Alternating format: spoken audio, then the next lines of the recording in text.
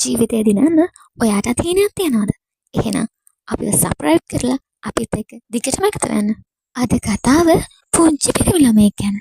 මෙයාගේ නම තමයි ඊවන් කියන්නේ. ඊවන් නිහඬ පන්ති කාමරයක කොනක වාඩි වෙලා හරියම දුක් මුසු මොනින් බලාගෙන ඉන්නවා.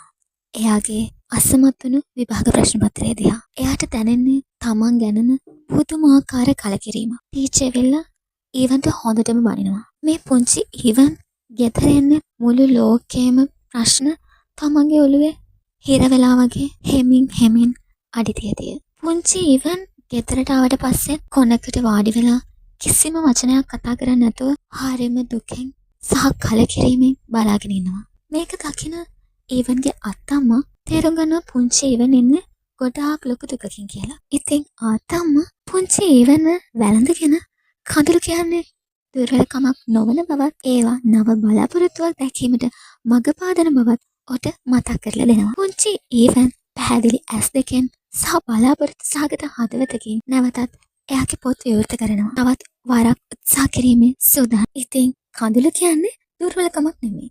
ඒව තමයි ඔයාගේ හොදලා දාලා ඔයාට නව බලාපොරොත්තුවක් දකින්න ඉඩ හදලා දෙන්නේ.